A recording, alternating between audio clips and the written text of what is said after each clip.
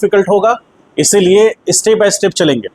देखिए क्या है, मान लीजिए कि एक ओपन सरफेस है, ये क्लोज नहीं है, ओपन सरफेस है लेकिन कर्व है। कर्व जैसे मान लीजिए कि सपोज करें कि आप लोग ने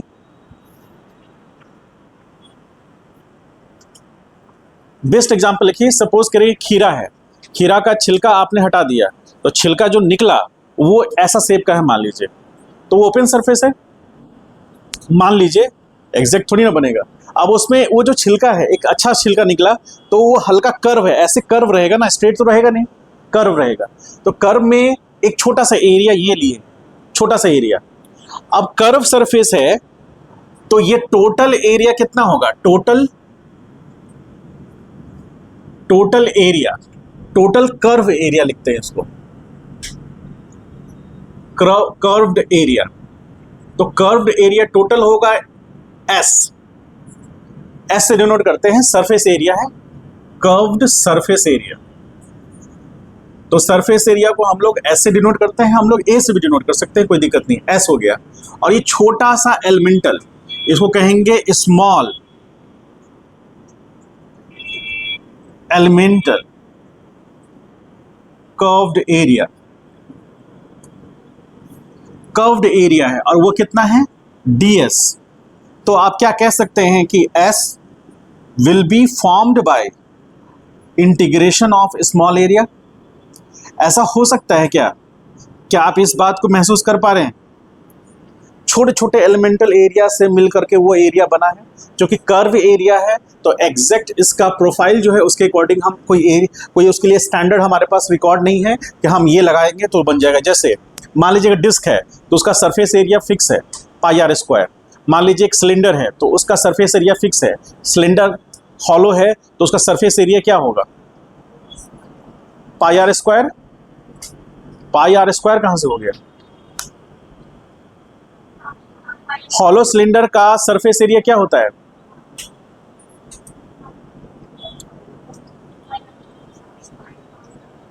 to pi r plus pi r square क्यों जोड़ रही हूं, और यदि सॉलिड होता तो फिर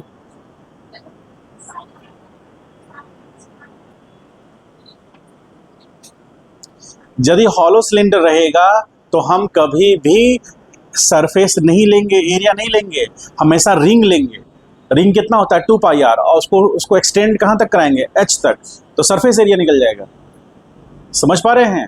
मान लीजिए कि आपके पास, आप मान लीजिए थम्स अप का एक केन है आपके पास, 200 ml 300 ml का आता है ना वो केन, तो उसका सरफेस एरिया काउंट करना है आपको। तो आप क्या करेंगे, 2 पाई आर यानी कि उसके सरफेस पे आ गए, सर्कमफ्रेंस पे आ गए, अंदर में तो है ही नहीं, मटेरियल नहीं है क्योंकि हॉलो ले रहे हैं आप, तो अंदर मटेरियल नहीं है तो आप कभी पाई आर स्क्वायर नहीं लेंगे। सरफेस ले रहे हैं क्योंकि हॉलो है तो सराउंडिंग का ले रहे हैं, यानी कि सर्कमफ्रेंस ले रहे हैं, तो 2 पाई आर हो गया। और आपको हाइट कितने जाना है, h, क्योंकि उसको आप एक्सटेंड कीजिएगा, खोल कर देखिएगा तो वो कितना आएगा, रेक्टेंगल एरिया होगा वो। यदि आप सिलेंडर का जो केन है उसको आप वहाँ से जहाँ जॉइंट होता है उसको खोलिएगा, तो खोलेंगे तो यदि हॉलो है तो आपको एक रेक्टेंगल शेप का नजर आएगा। वो रेक्टेंगल शेप में जो लेंथ होगा वो कितना होगा, 2 पाई आर होगा, और हाइट कितना होगा, h। तो टोटल एरिया कितना बन जाएगा, 2 पाई आर इंटू एच।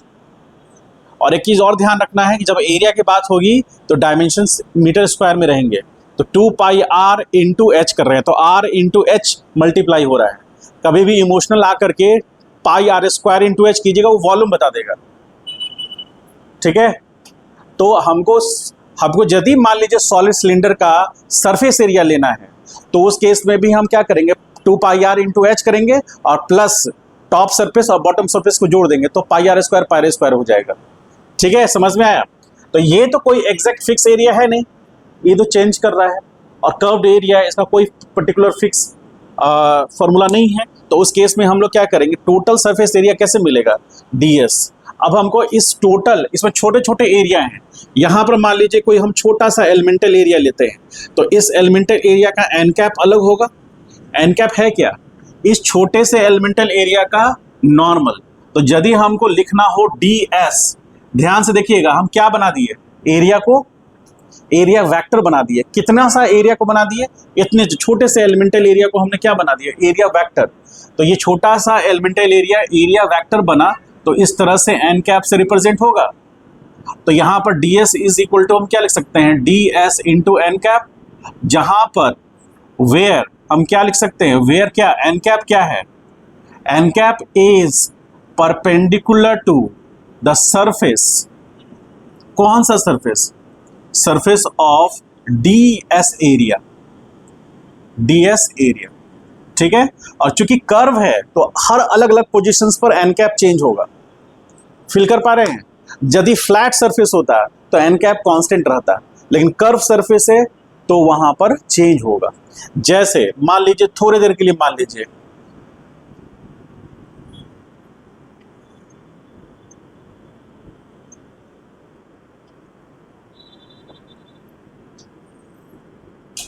थोड़ा देर के लिए मान लीजिए ये क्या है।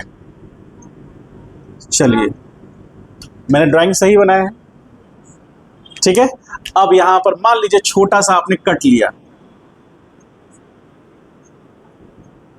क्या हुआ? किसी को दुख है क्या? आम नहीं है, आम जैसा है ना?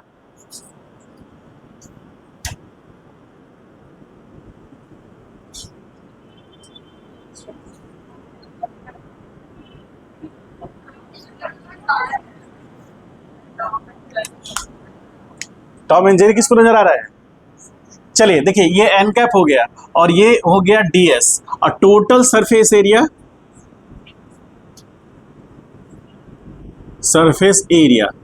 तो यहां पर हो जाएगा s। तो s is equal to integration of ds। तो यदि s लिखना हो तो इंटीग्रेशन हम ds कर सकते हैं, ऐसा क्या? और चूंकि आम का एरिया ले रहे हैं तो हम यहां एक सर्कल लेंगे। ये सर्कल क्या रिप्रेजेंट करता है? क्या क्या रिप्रेजेंट कर रहा है? क्लोज सरफेस एरिया, यानी सरफेस एरिया एक जगह ऐसे जाकर के क्लोज्ड हो रहा है, ठीक है, ओपन नहीं, उसका कोई इंड नहीं है। ऐसा सरफेस एरिया जैसा कोई इंड पॉइंट नहीं है, उस केस में हम क्या करते हैं? उसका इंड पॉइंट नहीं है तो हम लोग उसको क्लोज सरफेस एरिया लेंगे। अब आप बोलेंगे कि आर्म्स क्लोज कैसे है? तो उसका जो छिलका है पूरी तरह से कवर किए हुए है ना। जैसे आलू का जो छिलका है वो पूरी तरह से आलू को कवर किए हुए है, तो आलू का जो छिलका होगा जो कवर किए हुए है वो कंप्लीट सरफेस एरिया होगा ना, क्लोज सरफेस एरिया होगा, क्योंकि उसके अंदर आलू होगा, है ना। कभी आप लोग, बहुत सारे ऐसे फल हैं, जैसे मान लीजिए आपने मौसम्मी खाया है, तो मौसम्मी का अंदर कवर होता है, उसको छिलते हैं, हटाते हैं, उसके बाद आप खाते हैं, है ना। तुम ऐसे मुंह में पानी आ रहा है क्या? ऐसे ऐसे करा, ठीक है। चलिए s बराबर, तो यहाँ इंटीग्रेशन ds, ठीक है। यहाँ क्लोज एरिया की बात हो रही है, अभी इसको इग्नोर करेंगे, इस सरफेस एरिया को लेंगे। ये ओपन सरफेस एरिया है लेकिन कर्व है, तो कर्व होने के कारण छोटा सा एरिया ले रहे हैं, उन सब को ऐड करने से टोटल एरिया बनेगा। तो s क्या कहलाएगा? s क्या कहलाएगा? s total surface area which is summation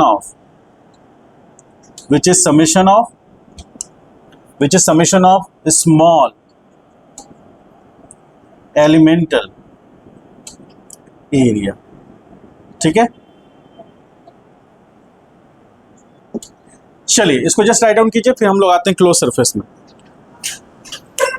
छोटा सा ड्रॉ कर लीजिए, उसको ड्रॉ कर लीजिए, ये नहीं ड्रॉ करेंगे तो भी चलेगा। और अच्छे से ड्रॉ कीजिएगा, कल यही पूछेंगे हम पहले। क्या हुआ? अरे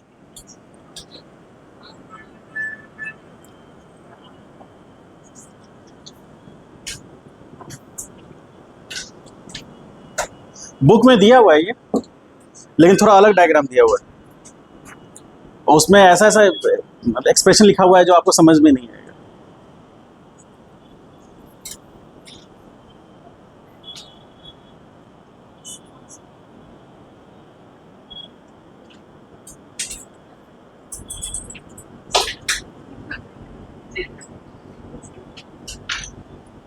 जल्दी फास्ट कीजिए, आज बहुत कुछ पढ़ाना है आप लोग को।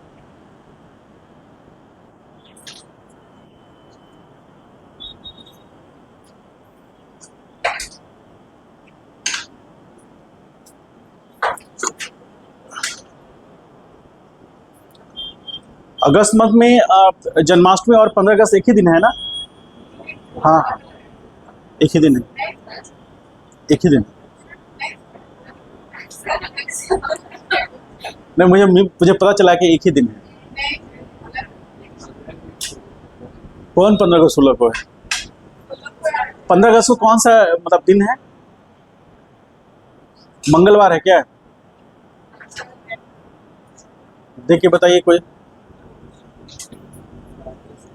फ्राइडे है ना? ठीक है, 16 तारीख को छुट्टी ले लीजिएगा, ठीक है।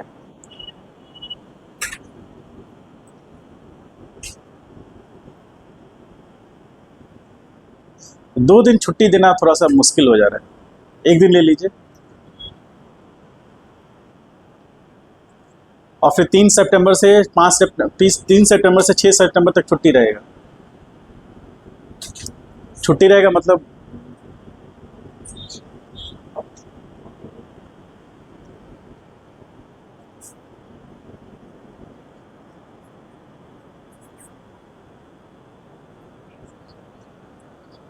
तीन, 4, 5, 6 और 7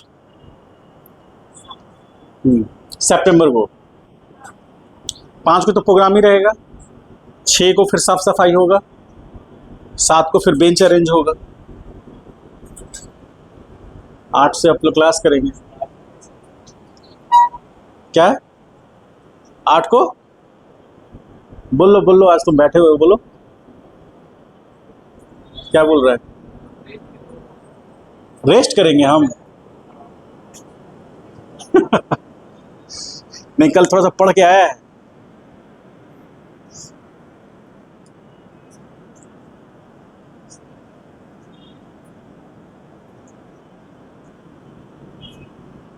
चले, हो गया?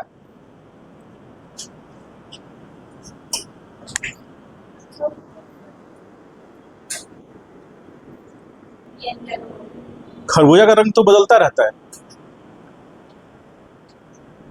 नहीं, कहावत है खरबूजे को देख के खरबूजा का रंग बदल गया। हाँ, इन जनरल येलो होता है।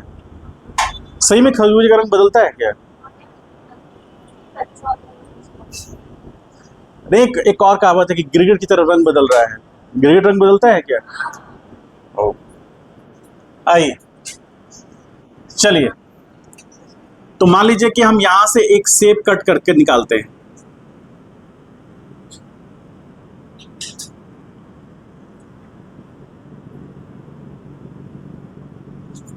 यहां से हम लोग एक छोटा सा एरिया कट करके निकाल रहे हैं।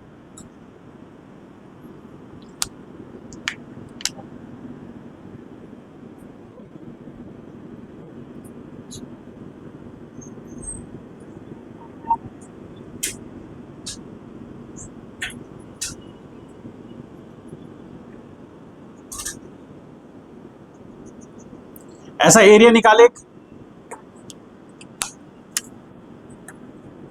क्या ऐसा एरिया संभव है? समझ पा रहे हैं? तो ये जो छोटा सा एरिया होगा ये डीएस एरिया होगा और इस पे एन कैप होगा एक, ठीक है। और ऐसे कई छोटे छोटे एरिया से मिल करके वो स्फेरिकल तारबूज बना। आप लोग टेस्ट करने के लिए ऐसे निकालते हैं ना, काट करके, और आप यहाँ इसको खाइएगा तो बहुत मीठा लगेगा। कितना मूर्ख बना रहा है वो। कोई भी आदमी खाएगा यहाँ तो मीठा लगेगा ही।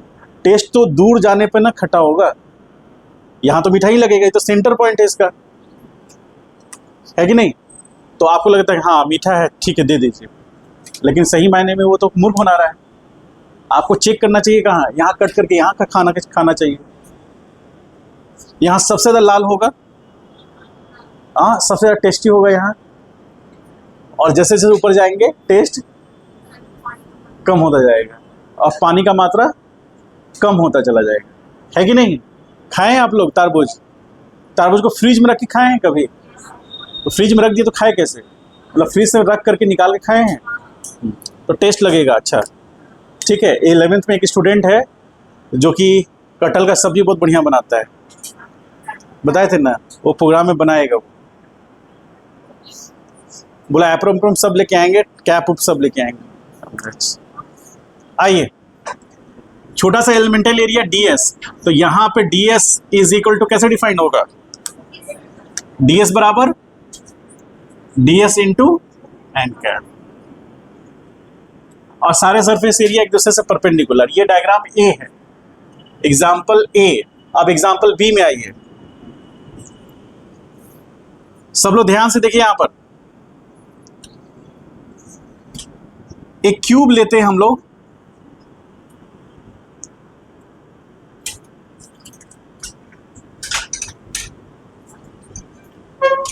सब अरेंज कर रहा है अपने आप को, कर लो। एक क्यूब है, इसके अनुसार चले तो ये एक्स एक्सिस है, ये वाई एक्सिस है और ये जेड एक्सिस है। तो इसके अकॉर्डिंग क्या हो जाएगा, ये कौन सा एक्सिस होगा, एक्स, ये वाई एक्सिस होगा और ये जेड एक्सिस होगा। अब यहां पर देखिए तीनों एक्सिसेस में, जैसे यहां पर हमको देखना है तो ये उसका एन कैप हो गया, इसके लिए देखेंगे तो ये उसका एन कैप होगा, यहां पर इस सरफेस के लिए ये एन कैप होगा, और ये जो सरफेस है इस सरफेस के लिए ये एन कैप होगा। ठीक है, डाउनवर्ड सरफेस में ये आ जाएगा एन कैप होगा, अपवर्ड तो ले लिए, अभी इस डायरेक्शन में ये एन कैप होगा, ये एन कैप माइनस के कैप में डायरेक्शन में होगा, ये आई कैप के डायरेक्शन में होगा, ये जे कैप के डायरेक्शन में होगा, ये माइनस आई कैप के डायरेक्शन में होगा और ये के कैप के डायरेक्शन में होगा। बोलिए, समझ पा रहे हैं, क्लियर है सबको, डाउट है तो बोलिए। इस सरफेस पर नॉर्मल, ये इस वाले सरफेस पर नॉर्मल इस साइड में होगा। अब हम लोग बात कर रहे हैं इस नॉर्मल का, तो ये नॉर्मल कौन से, इस सरफेस पे होगा, ये नॉर्मल इस सरफेस पे होगा। समझ पा रहे हैं, हर सरफेस के परपेंडिकुलर, यहां स्फेरिकल शेप का था, यहां पर क्यूबिक शेप का है, और एक होगा सिलिंड्रिकल शेप का सी।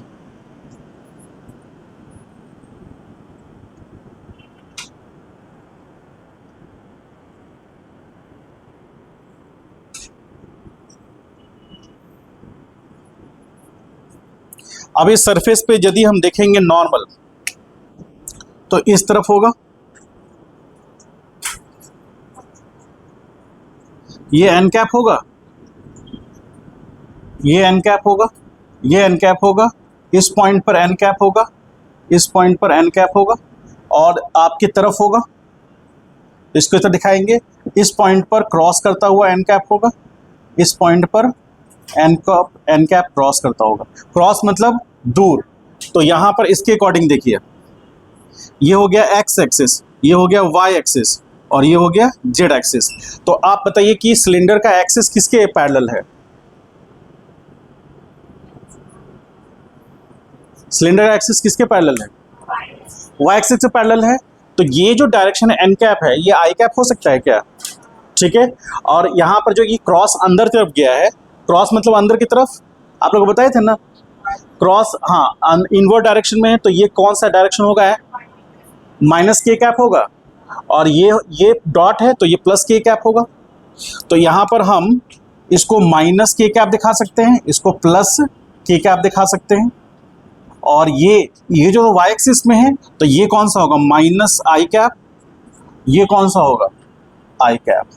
समझ पा रहे हैं, एक्सिस के अकॉर्डिंग सारे नॉर्मल्स जो होंगे वो सरफेस से परपेंडिकुलर होंगे, ठीक है। और यहाँ चूंकि कर्व सरफेस है, तो कर्व सरफेस पर हम क्या करेंगे, एक छोटा सा एलिमेंटल एरिया लेंगे, और वो एरिया डीएस होगा और उसके ये परपेंडिकुलर होगा। जैसे यहाँ पर हमने लिया था इसका, ये छोटा सा एलिमेंटल एरिया लिया उस डर, समझ पाए। तो ये हो गया क्लोज सरफेस की बात। उसके लिए नॉर्मल कैसा होगा, और क्लोज सरफेस और ओपन सरफेस में एक मेजर डिफरेंस ये है, आगे जाकर के हम लोग क्वेश्चंस करेंगे तो समझ में आ जाएगा। ये तीनों को ड्रॉ कीजिए और पॉइंट्स दिखाते हैं।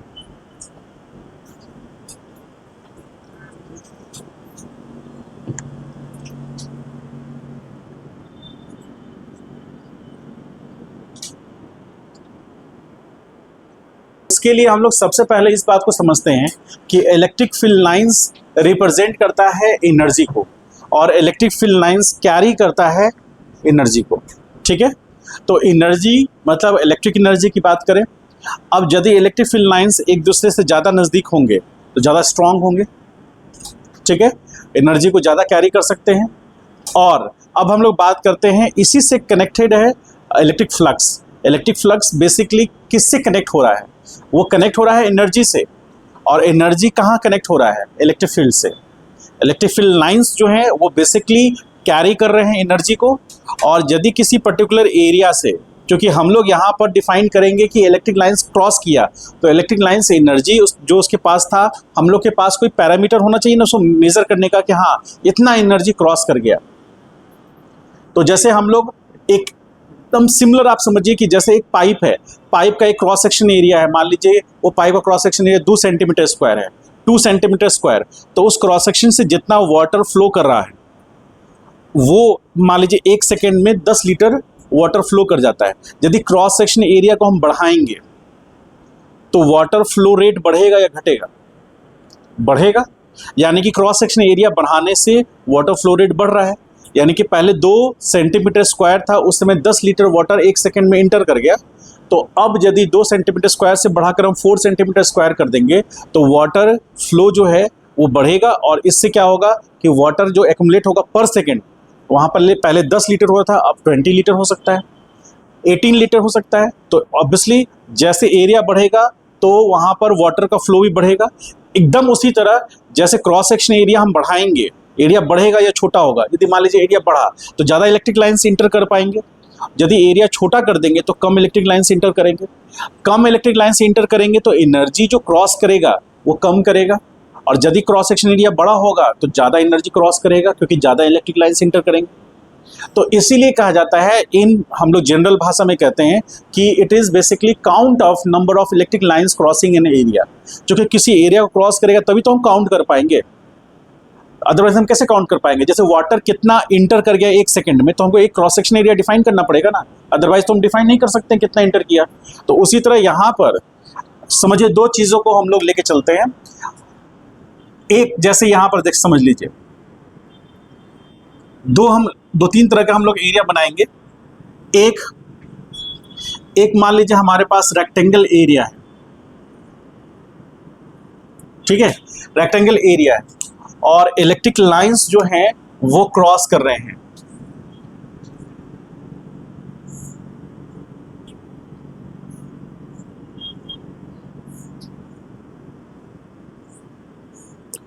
इस तरह से इलेक्ट्रिक लाइंस क्रॉस कर रहे हैं, ठीक है। अब आप इसको टॉप से देखेंगे तो ये आपको परपेंडिकुलर है, ये आपको अभी नहीं दिख रहा, हो सकता है परपेंडिकुलर ना लगे, लेकिन आप इसका डायरेक्शंस देखेंगे इस तरह से। ये एक्स एक्सिस है, ये वाई एक्सिस है, ये जेड एक्सिस है। तो अभी जो ये हमारा रेक्टेंगल प्लेट है ना वो कुछ इस तरह से, इस तरह से। तो रेक्टेंगल प्लेट किस प्लेन में है? तो यहाँ पर इस एक्सिस को हम लोग क्या, कौन सा एक्सिस ले सकते हैं? इसको वाई ले सकते हैं क्या? या फिर इसको ऐसे ले लीजिए, यहाँ पर ये वाई एक्सिस हो गया और ये जेड एक्सिस हो गया। तो वाई जेड प्लेन में है। और जो इलेक्ट्रिक फील्ड है ये किस में है? एक्स एक्सिस में है। तो परपेंडिकुलर है। तो इसका यदि टॉप से देखेंगे, टॉप व्यू देखेंगे यहाँ से, टॉप व्यू, तो टॉप व्यू देखने पर हमें कैसा नजर आएगा? एक स्ट्रेट लाइन, और उस स्ट्रेट लाइन यदि आप समझ पाएंगे तो मुझे बताइएगा। हम नोटेशन दे रहे हैं,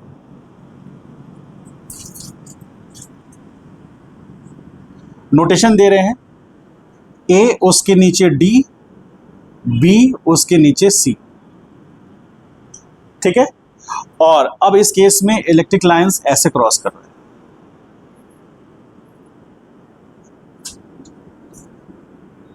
इलेक्ट्रिक लाइंस E बराबर E0 I कैप, इस तरह से इलेक्ट्रिक लाइंस क्रॉस कर रहा है। तो अब यहां पर ये एंगल तो 90 डिग्री है, ठीक है। और इलेक्ट्रिक फील्ड लाइंस बढ़ेगा तो यदि इफ नंबर ऑफ, या फिर कह लीजिए electric field lines increases, then more number of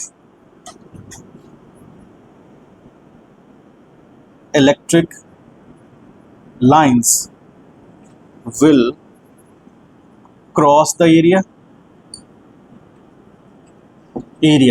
यदि ये रेक्टेंगल प्लेट है तो ये साइड को ए कह रहे हैं, ये बी, तो एरिया कितना होगा, ए बी। ठीक है। अब यहां पर ये तो ठीक है, लेकिन मान लीजिए कि एक कोई केस आ रहा है जिसमें इलेक्ट्रिक लाइंस तो स्ट्रेट हैं, लेकिन जो एरिया है वो इस तरह से है। इस पॉइंट को हम बी कॉमा सी बोल रहे हैं, बी कॉमा सी, और ये क्या है, ए कॉमा डी। इस केस में इसका एन कैप तो ये होगा, ठीक, और ये डायरेक्शन कौन सा होगा, इलेक्ट्रिक फील्ड का डायरेक्शन होगा। इस केस में कोई एंगल बनेगा, आप किसी को भी ले लीजिए, ये एंगल थीटा बनेगा।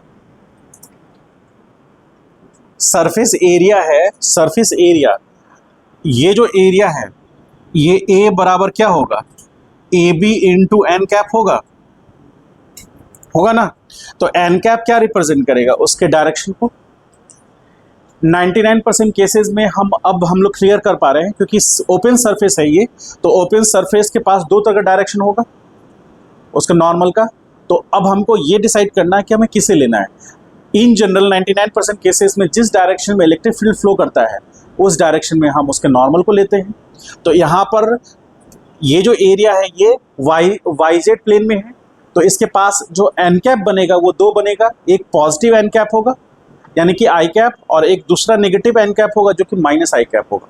चूंकि इलेक्ट्रिक फील्ड किधर जा रहा है, पॉजिटिव आई कैप में, तो एन कैप हम उधर लेंगे। तो इस केस में एन कैप और इलेक्ट्रिक फील्ड के बीच का एंगल कितना है, 0 है। Very good.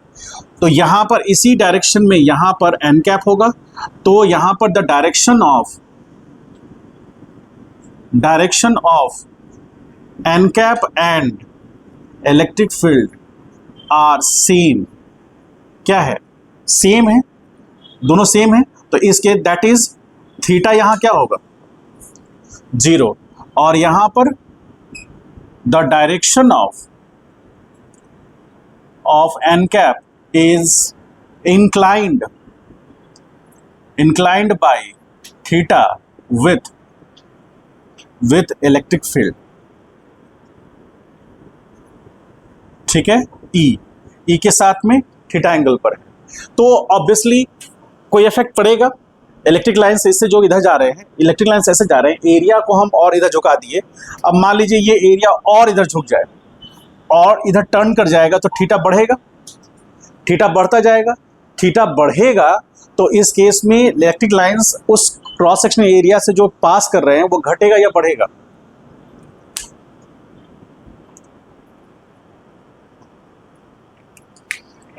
ये जो एरिया है ये और ऐसे टर्न कर जाए तो इलेक्ट्रिक लाइंस कम जाएंगे ना, और जितना ये इलेक्ट्रिक फील्ड से परपेंडिकुलर होगा उतना ज़्यादा इलेक्ट्रिक लाइंस जाएगा। और यदि वो उसका जो नॉर्मल है इलेक्ट्रिक फील्ड लाइंस के परपेंडिकुलर होता चला जाएगा तो उतना ही घट जाएगा। मतलब थीटा बढ़ता जाएगा तो इलेक्ट्रिक फील्ड लाइंस घटेंगे, और धीरे धीरे मान लीजिए कुछ ऐसा सिचुएशन आता है कि इलेक्ट्रिक फील्ड लाइंस तो स्ट्रेट हैं, लेकिन अब जो एरिया है वो ऐसा हो गया है। इस पॉइंट को हम क्या नाम दे रहे हैं, ए कॉमा डी, और इसको B comma C.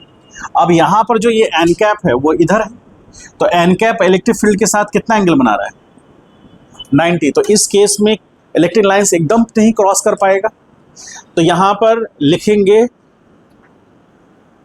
There is no electric lines crossing the area को क्रॉस नहीं कर रहा है, होगा ऐसा क्या, ठीक। इस केस में इलेक्ट्रिक लाइंस क्रॉस नहीं कर रहा है एरिया को, यहाँ मैक्सिमम कर रहा है और यहाँ पर उससे कम हो रहा है। तो ये डायग्राम में इसको हम लोग ए का नाम दे रहे हैं।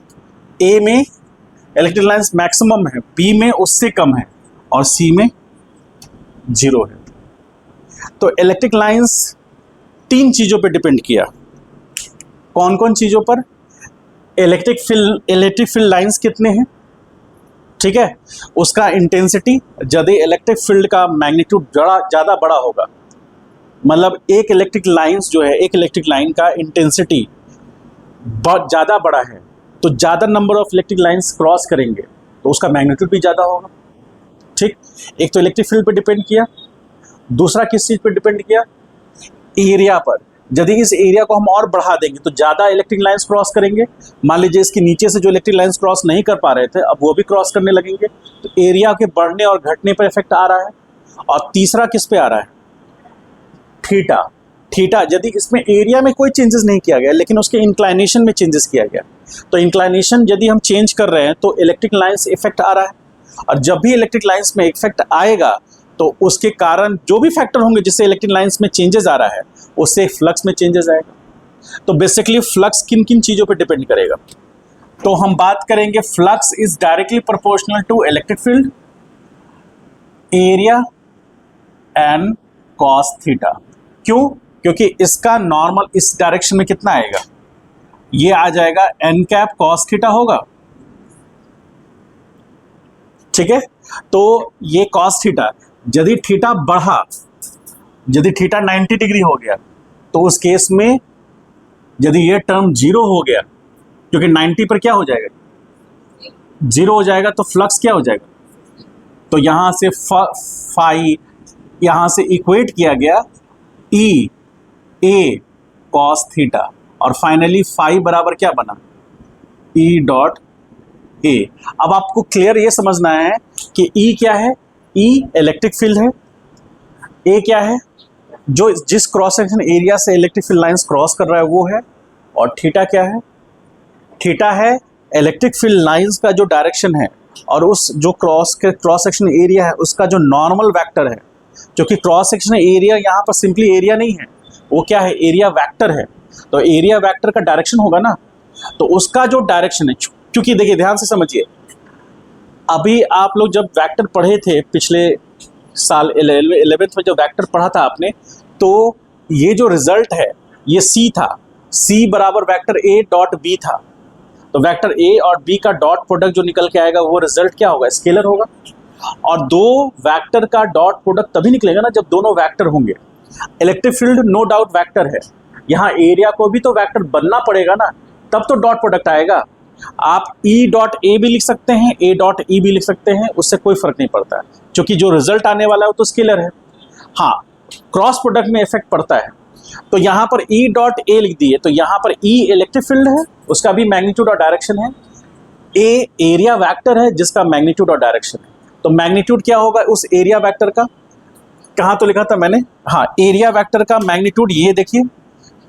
हाँ, तो यहाँ से यदि हम एरिया वेक्टर का मैग्नीट्यूड निकालेंगे तो ए भी होगा, और ए भी होगा, और इसका डायरेक्शन निकालेंगे तो एन कैप होगा। तो जो इसका डायरेक्शन होगा वो कैसे डिसाइड होगा? एरिया और उसके परपेंडिकुलर उसका डायरेक्शन। कौन सा डायरेक्शन? जिधर इलेक्ट्रिक फील्ड फ्लो कर रहा है, ठीक है।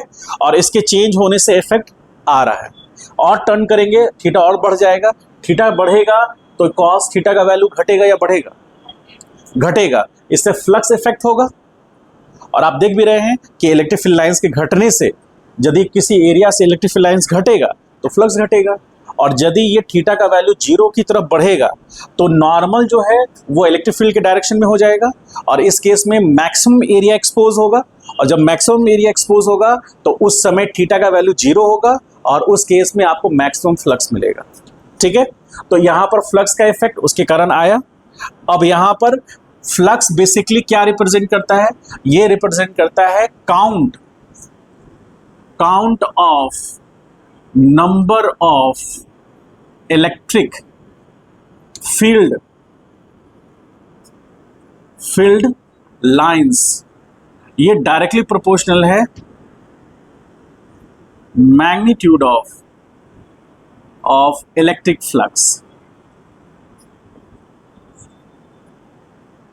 ठीक है। यानी कि जितना ज्यादा इलेक्ट्रिक फील्ड लाइंस क्रॉस करेंगे एरिया से, electric field lines crossing in area लिख देते हैं, क्रॉसिंग एन एरिया, ठीक है। ये डायरेक्टली प्रोपोर्शनल क्या हो जाएगा, crossing in area is directly proportional to क्या होगा, मैग्नीट्यूड ऑफ इलेक्ट्रिक फ्लक्स। इसको याद रखिएगा, फिर पॉइंट्स सारे लिखा देते हैं। इसको पहले राइट डाउन कीजिए, फिर points लिखाएंगे।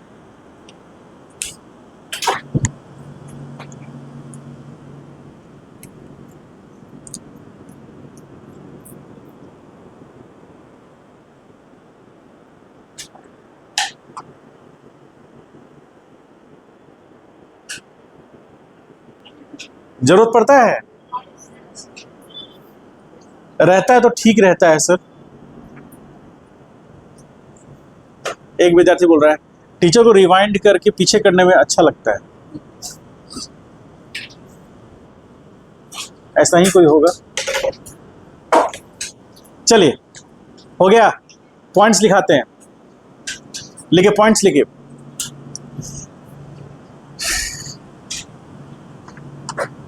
Electric field is basically a component. Electric field is basically a component of energy. Electric fields is basically a component of energy. Full stop. अगले पॉइंट भी लिखिए, electric current comes due to electric field. Electric current comes due to electric field. Basically electric field carries energy. Basically electric field carries energy.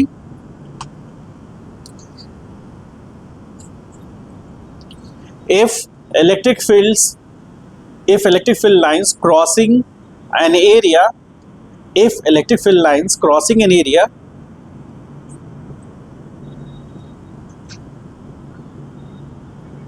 then it means energy crosses the area. Then it means energy crosses the area. आगे लिखिए अगला point. So how much energy will cross through an area? So how much energy will cross through an area? So how much energy will cross through an area? That amount is decided by the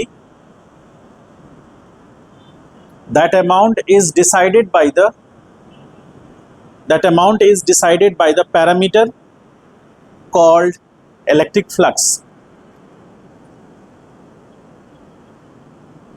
Amount is decided by the parameter called electric flux.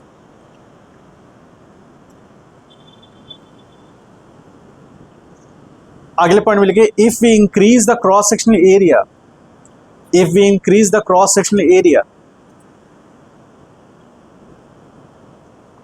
electric field lines,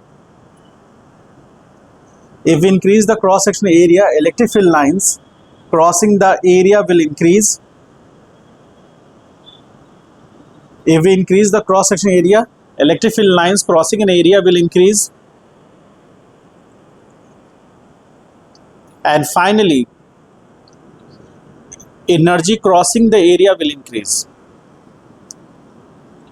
Energy crossing the area will increase.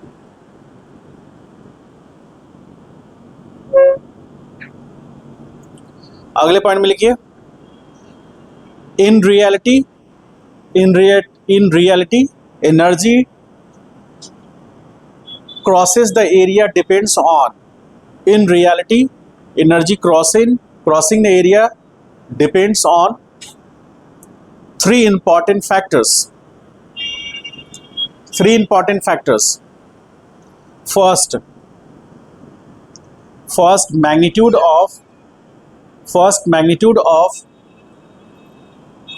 electric field.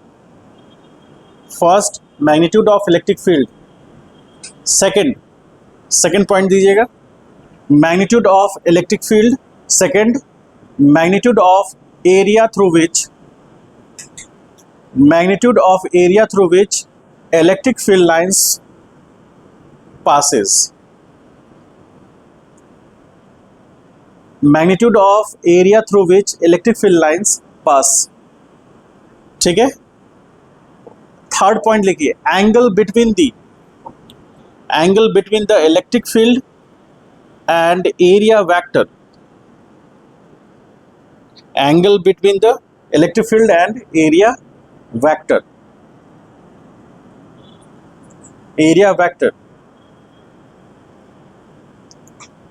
तो जैसे मान लीजिए एक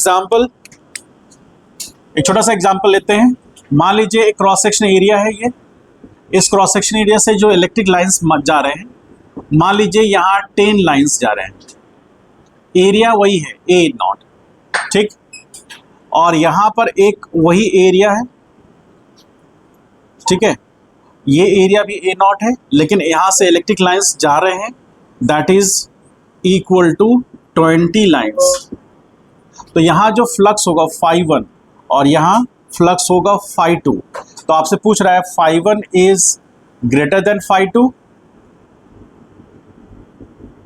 और phi1 is less than phi2, phi1 is equal to phi2, कौन सा होगा? क्योंकि जहां इलेक्ट्रिक लाइंस ज्यादा है, एरिया कांस्टेंट है, तो फ्लक्स इस पॉइंट पे ज्यादा होगा, एरिया कांस्टेंट है ना। यदि उसके करस्पॉन्डिंग एरिया भी बढ़ेगा तब हम नहीं कह सकते, तब हमको देखना पड़ेगा कि उनका रेशियो क्या आता है, लेकिन उनका मल्टीप्लिकेशन क्या आता है। यहाँ पर इलेक्ट्रिक फील्ड लाइंस कम है, एरिया वही है, यहाँ पर जितना एरिया है, अब यहाँ पर एरिया तो वही, लेकिन इलेक्ट्रिक फील्ड लाइंस ज़्यादा नज़दीक है, ज़्यादा पास कर रहे हैं, इस केस में फ्लक्स ज़्यादा होगा। इसको हम लोग कैसे एनालॉजी देख सकते हैं कि मान लीजिए एक पाइप का क्रॉस सेक्शन एरिया उतना ही है, लेकिन वाटर फ्लो यहाँ कम है, यहाँ पर वही क्रॉस सेक्शन एरिया लेकिन वाटर फ्लो ज़्यादा है, तो वाटर फ्लो ज़्यादा है तो यानी कि वाटर करंट ज़्यादा होगा।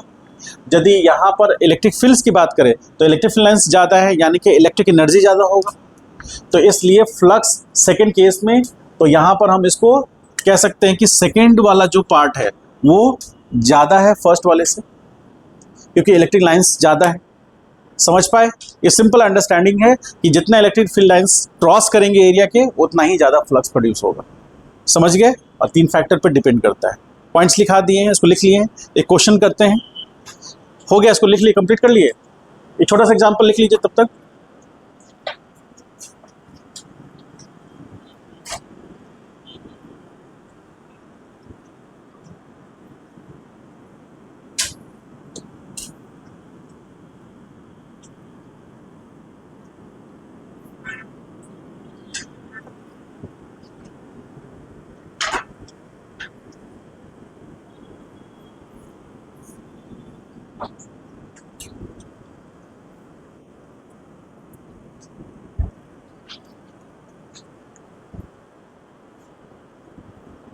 एक छोटा सा एग्जांपल ले लीजिए।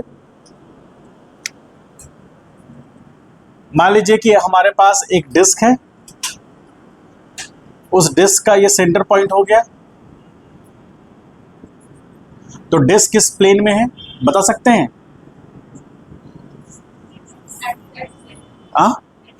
हाँ, एग्जैक्ट प्लेन में है। अभी यहां पर क्या हो रहा है कि इस डिस्क से इलेक्ट्रिक फील्ड लाइंस क्रॉस कर रहे हैं, एंगल कितना है बताते हैं। ये है इलेक्ट्रिक फील्ड लाइंस क्रॉस कर रहा है और ये एंगल 45 डिग्री, ठीक है। इलेक्ट्रिक फील्ड का मैग्नीट्यूड दिया हुआ है 10 न्यूटन पर कूलम होगा। अच्छा, फ्लक्स का यूनिट क्या होना चाहिए? ई ए कॉस थीटा। तो इलेक्ट्रिक फील्ड का यूनिट क्या होगा? न्यूटन पर कूलम मीटर स्क्वायर, ये तो यूनिट लेस है, तो न्यूटन पर मीटर स्क्वायर पर कूलम, जिसको उसने कहा था newton meter square C inverse, यही बोले थे ना हर्ष? हाँ, चलो बैठ जाओ, तुम बैठ जाओ, ठीक है। कैसा महसूस हो रहा है? घुटनों से आवाज आई क्या? नहीं ना, ठीक है, ये यूनिट होगा। समझ में आया कैसे? क्लियर है? ठीक। तो यहां पर अभी कह रहा है इलेक्ट्रिक फील्ड कितना है? न्यूटन पर कूलम, ठीक है। और इसका क्रॉस सेक्शन है, इसका रेडियस दे रखा है, रेडियस r बराबर आर बराबर हम लेंगे 2 सेंटीमीटर। ठीक है, आपको बताना है कि फ्लक्स क्या होगा। तो फाई बराबर क्या होगा, ई डॉट ए। ई कितना है, तो ई का मैग्नीट्यूड कितना है 10 और इनटू यहाँ सेंटीमीटर है 2 इंटू 10 टू पावर कितना -2, कॉस कितना 1/√2 होगा। तो यहां से आ जाएगा, यहां तो 3 चला गया, यानी कि 0.2/√2 ऐसा लिख सकते हैं। यूनिट क्या हो जाएगा, न्यूटन मीटर स्क्वायर पर कूलम। लिख सकते हैं ऐसा, बोलिए, कुछ समझ में है? हाँ, सॉरी सॉरी, हाँ, एक सेकेंड, और इंटू पाई भी तो होगा ना। ठीक है, तो कितना आ जाएगा वैल्यू देखिए, तो आ गया पाई और यहां पर 10 इंटू 4 इंटू 10 टू पावर कितना -4 होगा ये। तो इक्वल टू अब कितना आ जाएगा ये वैल्यू, तो 4 pi into 10 to power -3 newton meter square पर कूलम हो गया इतना। चलिए इसको राइट डाउन कीजिए। थीटा कॉस 45 लिए ना, 1/√2 नहीं लिए। ओ, अब ठीक है, चलिए।